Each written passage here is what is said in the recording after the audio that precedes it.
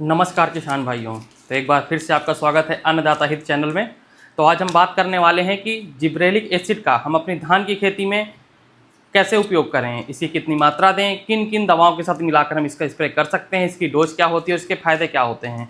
तो किसान भाई वीडियो के अंत तक बने रहें और यदि अभी तक आपने चैनल को सब्सक्राइब नहीं किया तो चैनल को जरूर सब्सक्राइब करते रहें ताकि आप तक वीडियो मेरे जल्दी से जल्दी आप तक पहुँचते रहें।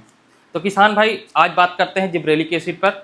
तो अभी जैसे धान की खेती चल रही है और लोग बहुत ज़्यादा इसको सर्च कर रहे हैं कि जिब्रेलिक एसिड क्या होता है, किन किन दवाओं के साथ मिला सकते हैं, ये सब ज़्यादा लोगों का क्वेश्चन है। अभी मेरे पास कल ही एक क्वेश्चन आया था कि जिब्रेलिक एसिड, जिसे हम GA3 कहते हैं, प्लस नाइट्रोबेंजीन 19-19-19 क्या हम एक साथ मिलाकर डाल सकते हैं। तो किसान भाई जिब्रेलिक एसिड के साथ आपको किसी भी केमिकल का या फंजीसाइड का या दूसरे प्लांट ग्रोथ रेगुलेटर को बिल्कुल भी नहीं मिलाना है, नहीं तो उसका कंपोजिशन बिगड़ सकता है और उसके आपको नकारात्मक प्रभाव फसलों पर दिखाई देते हैं। अब GA3 भी हमारा PGR है, प्लांट ग्रोथ रेगुलेटर, पौधा वृद्धि हार्मोन। नाइट्रोबेंजीन भी हमारा प्लांट ग्रोथ PGR की तरह काम करता है, फूलों की संख्या बढ़ाता है। 19-19 हमारा फर्टिलाइजर है। लेकिन अब बताइए आप दो एक साथ ग्रोथ रेगुलेटर दे रहे हैं पौधे को, तो उसमें हार्मोन जो बैलेंस है वो बिगड़ेगा या नहीं बिगड़ेगा। तो इससे आपको नकारात्मक प्रभाव भी दिखाई देंगे, प्लस आपकी जो लागत है वो भी खेती में आपकी बढ़ेगी। तो किसान भाई जब भी जिब्रेलिक एसिड का हमें उपयोग करना है तो सिंगल ही करना है। सबसे पहली बात, जो लोग क्वेश्चन आ रहे हैं कि NPK के साथ मिला दें क्या, 052-34 के साथ मिला दें क्या, बिल्कुल नहीं मिलाना है। क्योंकि जो हमारे हार्मोन होते हैं, देखिए हमारे बॉडी में बहुत सारे हार्मोन्स होते हैं, लेकिन उनकी हमें मात्रा बहुत ही कम जरूरत पड़ती है। अब इसकी मात्रा में PPM में चाहिए होती है, PPM पार्ट पर मिलियन। NPK आप किस में डालते हैं, किलो में डालते हैं।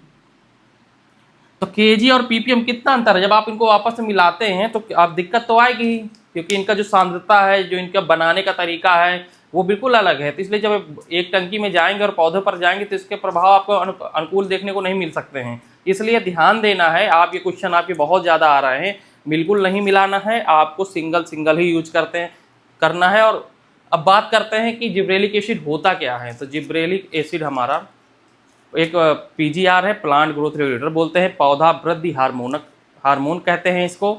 ये पौधों में जब हम इसका स्प्रे करते हैं तो पौधे की वृद्धि को बढ़ाता है। तो शुरू में जब जिब्रेलिक एसिड आया तो शुरू में हमारे धान की फसल से ही इसको पृथक किया गया था। धान में एक बीमारी आई थी बकाने या फूलिश डिजीज करके, जापान में 1926 में, वहाँ से ये पृथक किया गया था। क्योंकि उन पौधे में देखा जा रहा था कि उनकी हाइट बहुत ज़्यादा बढ़ रही थी और वो पतले पतले ग्रोथ कर रहे थे, झाड़ की नुमा दिख रहे थे और उनमें कुछ रिजल्ट नहीं आ रहा था। तो जब देखा गया तो उसमें ये जो कवक है पाया गया फ्यूजिकोला नाम से। तब वहाँ जाकर ये जो हमारा है जिब्रेलिक एसिड बना, जिब्रेलिक फ्यूजिकोला करके था तो जिब्रेलिक बना। अब उस जिब्रेलिक को हम लोग यहाँ पर यूज कर रहे हैं। तो बहुत सारी कंपनियां अपना मार्केट में अलग अलग दे रही हैं, अलग अलग। ये पाउडर के रूप में भी आता है, दानेदार के रूप में भी आता है और उनकी डोजेज भी अलग अलग होती हैं। तो जब आप जिस कंपनी के लेने जाएंगे उस कंपनी के अनुसार आपको खेतों में उपयोग करना है। तो बात करते हैं कि इसे हम कब कब उपयोग कर सकते हैं अपनी खेती में। इसको हम 3 तरीके से उपयोग कर सकते हैं। सीड ट्रीटमेंट मतलब बीज उपचार।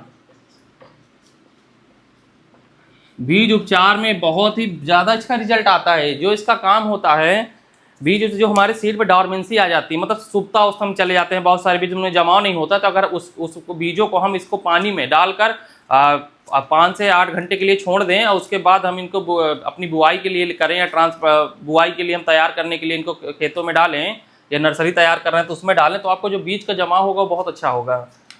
दूसरा हम कह रहे हैं, जब अभी अब धान की बात कर रहे हैं तो टिलरिंग स्टेज पे,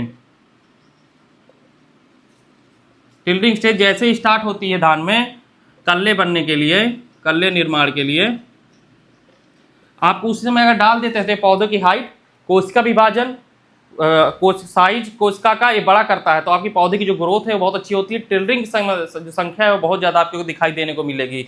और तीसरा, जब हमारे पेनिकल निकलने की स्थिति होती है, पेनिकल लगभग 40 से 45 दिन के बाद, और पेनिकल निकलने से पहले 60 दिन से पहले आपका खेतों में निकल आता है, उस दौरान हमें इसका स्प्रे करना होता है। तो इससे क्या होगा, जो हमारा स्पाइकलेट होगा, जिसमें दाने हमारे आते हैं, उसमें दूधों का भराव अच्छा होगा। जब स्पाइकलेट आएगा तो उसमें दानों की संख्या बहुत ज़्यादा आएगी, तो ये हमारा काम करेगा और हमारे पौधे को वृद्धि देगा।